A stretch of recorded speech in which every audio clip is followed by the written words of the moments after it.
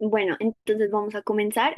Como dijo Nico, pues mi nombre es Paola Pedraza y con Franklin Santiago vamos a hablarles hoy de fisiología muscular. Recordemos pues que el grupo de interés tiene tres ciclos grandes de fisiología, de fármaco y pues ya después de anestesia como tal. Entonces, pues esta va a ser la primera charla del ciclo de fisiología y nos vamos a enfocar principalmente en el músculo esquelético. Entonces, pues, vamos a hablar de la clasificación general del músculo, de la morfología del músculo estriado, músculo esquelético, la fisiología de la contracción, la fisiología de la relajación y unas correlaciones clínicas que pueden servir pues no solo para anestesia, sino también para nuestras demás especialidades. Empezando por la clasificación general, entonces pues como saben hay tres tipos generales de músculo, digamos que se han agrupado de esta manera: el músculo estriado, el músculo cardíaco y el músculo liso, que como pueden ver su estructura celular es diferente. em, Sobre todo pues en los núcleos y el posicionamiento y el funcionamiento. Entonces, pues como les mencioné, vamos a hablar del músculo estriado. Vamos a hablar un poco de la morfología. Entonces, en esta imagen pueden ver en general el músculo estriado está compuesto de fascículos, como pueden ver acá. El fascículo está compuesto por las fibras y estas fibras vendrían siendo células multinucleadas que están recubiertas de una membrana que es el sarcolema. Estas fibras a su vez están compuestas de miofibrillas y estas miofibrillas pues están compuestas de los miofilamentos. Como pueden también ver, está el retículo sarcoplásmico, que es la reserva de calcio del músculo y como vamos a ver es muy importante para su contracción y pues su funcionamiento. Y este retículo sarcoplásmico tiene unas organizaciones en las cuales hay las cisternas terminales, que es básicamente donde se va a acumular este calcio y tiene un rol tanto en la contracción como en la relajación, que lo vamos a ver más adelante. Por último, tenemos los túbulos T, que son invaginaciones del sarcolema, estos que ven acá, y estos básicamente nos van a ayudar a transmitir el impulso eléctrico. Por último, digamos que una unidad histológica que es pues, la que se estudia es el sarcómero, que es el que ven acá, y lo vamos a explicar pues, en la siguiente diapositiva. Entonces, el sarcómero está formado por filamentos gruesos y delgados. Los filamentos gruesos, que vendrían siendo estos, son de miosina, específicamente de miosina 2, y los delgados son de actina, tropomiosina y troponina, que vendrían siendo estos, o pues los rojos en esta imagen. Cuando ellos se organizan, lo vemos histológicamente como varias bandas. Entonces, los filamentos gruesos son los que forman esta banda A, y pues los delgados son los que van a formar la banda I. Un sarcómero va delimitado por las líneas Z, que son como el punto de anclaje de los filamentos delgados. Y por último, pues tenemos la línea M, que vendría siendo el cambio de polaridad de la miosina, más o menos por esta parte de la miosina. Entonces, pues creo que entendiendo ya el sarcómero podríamos entender mucho más la fisiología y ya viéndolo acá, entonces vendría siendo punto de anclaje, un poco de filamentos delgados, los filamentos gruesos que cambian de la polaridad y acá nuevamente, pues filamentos delgados y su punto de anclaje. Ahora sí vamos a hablar entonces de la fisiología de la contracción del músculo esquelético. Para empezar, pues está la síntesis y la liberación de acetilcolina. En esta imagen pueden ver cómo se hace pues, la síntesis de la acetilcolina junto con pues, la colina y el acetil-CoA. Acá pues se va a formar la acetilcolina y básicamente dependemos de que el impulso nervioso sucede para que este canal de calcio voltaje dependiente pues se abra y el calcio lo que va a hacer es formar, bueno, permitir que la vesícula que contenía la acetilcolina se fusione con la pues, membrana y toda la acetilcolina pueda ser secretada a la unión neuromuscular. Entonces, en esta hendidura sináptica que se podría llamar la unión neuromuscular, se secretan por cada vesícula que se fusione acá, pues 10 a la 4 moléculas, que eso se llama un cuanta, y se secretan al menos 200 vesículas. Entre más calcio ingrese por este canal de calcio voltaje dependiente, más vesículas saldrán, es decir, más concentración de acetilcolina en la unión neuromuscular. Mm, Aquí pues vamos a ver más adelante que tienen que ver unas enfermedades pues, neuromusculares. Y por eso tienen que saber que en esta parte pues también depende de otras proteínas para formar la vesícula y también para fusionarla junto con pues la parte terminal, la membrana terminal, para que pueda ser secretado. Cuando ya sale la acetilcolina, pues va a unirse a los receptores de acetilcolina. Estos son los receptores de acetilcolina, tienen 5 subunidades. Los puntos a los que se va a unir la acetilcolina son las subunidades alfa, y cuando estas dos están, digamos que unidas a acetilcolina, se va a abrir el canal, es decir, es un receptor ionotrópico, y lo que va a pasar es que va a entrar sodio y calcio y va a salir potasio. Este es un canal que es, digamos, tiempo dependiente y funciona como si fueran dos puertas. Entonces, en reposo, la puerta de arriba está cerrada y la puerta de abajo está abierta. Y cuando se unen la acetilcolina, las dos subunidades alfa, se va a abrir, pero como es dependiente del tiempo, sin importar si la acetilcolina pues sigue ahí, va a cerrarse la puerta de abajo pasado 1 milisegundo. Y luego nuevamente vuelve a su conformación en reposo con la, digamos que puerta superior cerrada y la de abajo abierta. Entonces, cuando este canal se abre, va a cambiar el voltaje de la célula, el potencial de la membrana. Entonces, en reposo estamos en menos 90 milivoltios, pero pues cuando entra el sodio principalmente, se va a dar un potencial de acción que dura más o menos 2 a 4 milisegundos, y este potencial se pues, conduce, como les dije, por los túbulos T a una velocidad de 5 metros por segundo. Esta respuesta eléctrica luego nos va a generar la respuesta mecánica que vamos a ver. De esta imagen a la derecha es importante que vean que la respuesta eléctrica es bastante rápida, mientras que la respuesta mecánica dura más tiempo, que la respuesta mecánica es la gráfica de la parte inferior. Em, entonces, ¿cuál es la respuesta mecánica? Lo que va a hacer el potencial de acción es que va a desencadenar la liberación del calcio desde pues las cisternas terminales, que como les mencioné son casi que la reserva del calcio del retículo sarcoplásmico. Y esto ocurre porque se activan los receptores de dihidropiridina, que son los rojos que ven en la imagen, que están ubicados en el túbulo T. Y estos son canales de calcio voltaje dependientes. Entonces lo que va a hacer pues, es que cuando el voltaje es suficiente, es decir, con el potencial de acción, se va a entrar el calcio al citosol, y esto va a hacer que se active el receptor de rianodina. El receptor de rianodina es este rosado que viene acá y es un canal de calcio, calcio dependiente, es decir, que su ligando es el calcio. Entonces, en resumen, el receptor de dihidropirina se activa cuando cambia pues el voltaje de la célula, entra el calcio al citosol, que es donde está el sitio de unión del receptor de rianodina, y va a activarlo, lo cual va a hacer que salga calcio del retículo sarcoplásmico. Entonces, así es como se va a lograr una concentración pues, alta de calcio intracelular, y de esa manera va a darse la contracción de la siguiente manera. Entonces, como les había mencionado, están los filamentos delgados, que vendrían siendo estos de arriba, y los filamentos gruesos, que son estos de abajo. Entonces, en reposo la actina está unida a la troponina 1, y la tropomiosina cubre el sitio de unión de la actina y la miosina, que lo vemos acá. Entonces, estas como bolitas rojas son la actina, y aquí tenemos la tropomiosina y la troponina. Como pueden ver, los sitios activos de unión de la actina son esta parte naranjita y está cubierto por la tropomiosina. En la parte del filamento grueso, entonces, la miosina 2 tiene dos cabezas, y a esta cabeza va a estar unida un pues, ADP en reposo siempre.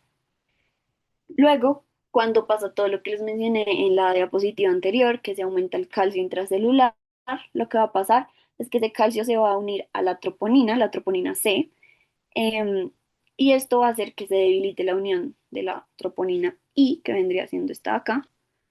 em, Y pues esto va a hacer que cambie un poco la conformación y la tropomiosina se mueva y deje expuesto el sitio de unión activo de la actina, y la miosina. Entonces, em, pues siempre recordar que la troponina pues tiene como tres partes, que es la troponina I, la troponina C y la troponina, se me va la letra ahorita, pero aquí es importante que sepan que la C es la de unión al calcio y la I de inhibitorio, que es pues el que está inhibiendo la unión de la miosina a la actina. Entonces, cuando este sitio se libera, la miosina se logra unir a la actina y cuando esto pasa, el ADP que tenía la miosina se libera, que vendría siendo acá.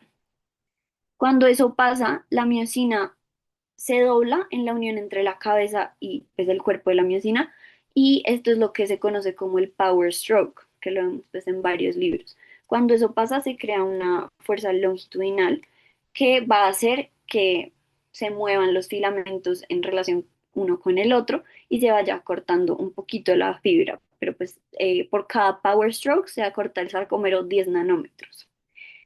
Em, bueno, cuando eso pasa, pues queda libre el sitio de la miosina donde estaba el ADP y lo que va a pasar es que se va a unir un ATP, este se va a hidrolizar y cuando eso pasa, se suelta, por decirlo así, la cabeza de la miosina y retorna a su conformación en reposo todo, pues como todo el sistema. Este proceso lo que va a hacer es repetirse, pero depende de que haya calcio y que haya ATP disponibles para poder hacerlo. En una contracción rápida, esto puede ocurrir aproximadamente 5 veces por cada cabeza de miocina y por eso es que vamos a ver pues, un acortamiento de la fibra muscular cuando generamos la contracción. Bueno, entonces, en resumen, este es como un flujograma que resume los pasos que les expliqué. Básicamente, empezamos con una descarga de una neurona motora. Esto va a hacer que se libere la acetilcolina a pues, la placa neuromuscular. La acetilcolina se va a unir a los receptores de acetilcolina y desde allí va pues, a entrar sodio a la célula y esto va a hacer que pues cambie el potencial de membrana, se genere el potencial necesario para generar los cambios del calcio que les comenté y pues eso es gracias a los túbulos T, recordemos. Luego se libera el calcio y ocurre todo este proceso molecular que les mostramos, en el cual pues va a haber la interacción entre los filamentos gruesos de miosina y los filamentos delgados de lactina, que van a generar un acortamiento del sarcómero y en consecuencia un acortamiento del músculo. Em, que como les comenté puede ser hasta 5 veces más o menos en una contracción rápida. Buenas tardes, ahora para hablarles de la fisiología de la relajación. Entonces, luego de que este proceso se repite hasta 5 veces, como Paola estaba contándonos, se disminuye la concentración de calcio y eso hace que se retire de la troponina C, que es C de calcio, y la tropomiosina y la troponina I regresen a la posición inicial cubriendo todos estos sitios de unión a la miosina. Y eso significa que el filamento delgado ya no está siendo sostenido por la contracción y hace una relajación longitudinal hacia el lateral y regresa a la posición inicial. Se relaja. Siguiente. Y todo este calcio libre es retirado primero, por proteínas de la membrana. Hay un intercambiador de calcio-sodio que saca calcio hacia el medio externo y mete sodio hacia el medio interno. Y bombas de calcio en el retículo de la membrana. La única diferencia es que la retícula es más eficiente y el mismo ATP puede cambiar dos calcios. Y en la membrana es solo uno.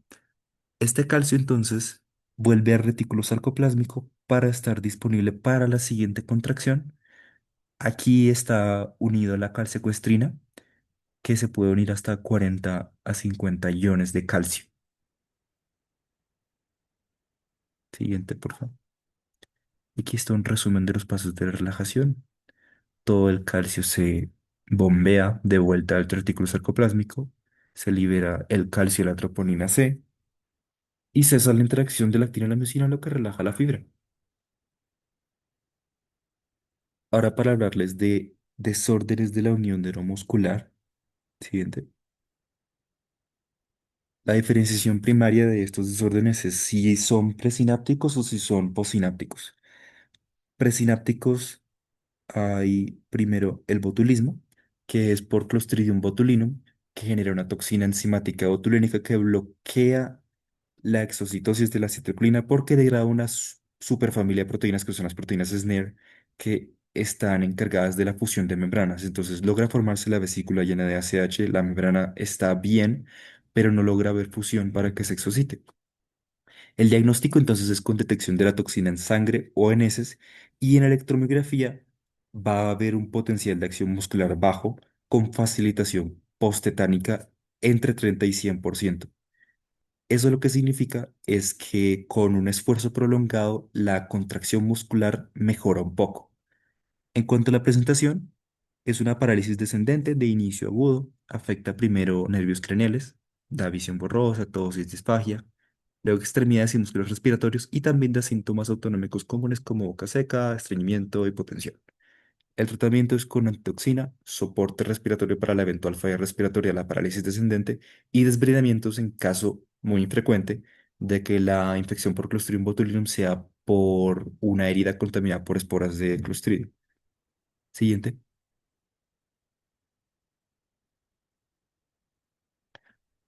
Otra enfermedad presináptica, esta está asociada a los canales de calcio dependientes de voltaje de la neurona presináptica.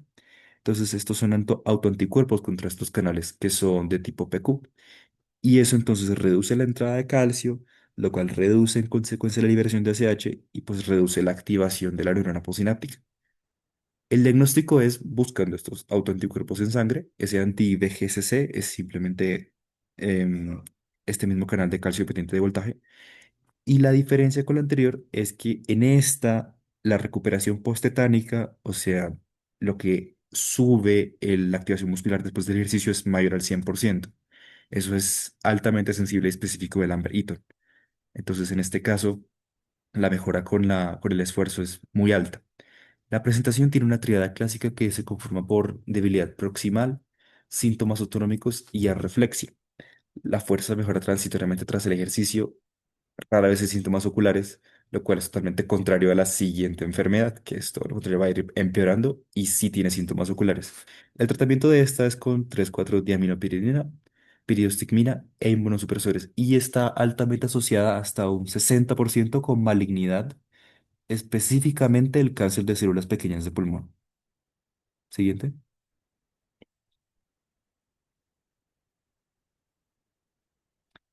Ahora en la neurona postsináptica está la miastenia, que aquí lo que hay son anticuerpos, autoanticuerpos que atacan los receptores de ACH en la membrana postsináptica y reducen su número y funcionalidad. El diagnóstico puede ser según el tipo de miastenia gravis, puede que sea contra la quinasa específica de músculo o contra los receptores nicotínicos de acetilcolina. En cualquier caso, la diferencia es más que todo sintomatológica.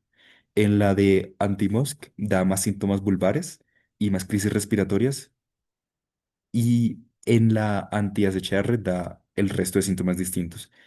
Hay otra característica que es un jitter anormal en la electromiografía de fibra única que solo te indica que hay un problema de la unión neuromuscular, pero no te indica cuál. Y algo sí más específico y sensible es que después de una estimulación, después de 5 estimulaciones, si disminuye un 10% la estimulación de la fibra, es diagnóstico de miastenia gravis. Entonces, en este caso, contrario al anterior, mientras más se utiliza el músculo, menos potencial de acción tiene. Y la presentación es que es una debilidad muscular indolora y fluctuante que empeora con el uso, es decir, que empeora a lo largo del día, comienza típicamente con tosis o diplopía y puede progresar a debilidad vulvar, que eso es disartria, disfagia, entre otros, en general, síntomas de cara y garganta o de extremidades proximales y no hay alteraciones sensitivas ni autonómicas. El tratamiento es con piridostigmina, corticoides, inmunoterapia y posible timectomía en caso de que estos autoanticuerpos sean timogénicos. Siguiente. Estas son las referencias que utilizamos para la charla del día de hoy, por si quieren revisar algo. Y listo, muchas gracias a todos. ¿Alguien tiene alguna pregunta?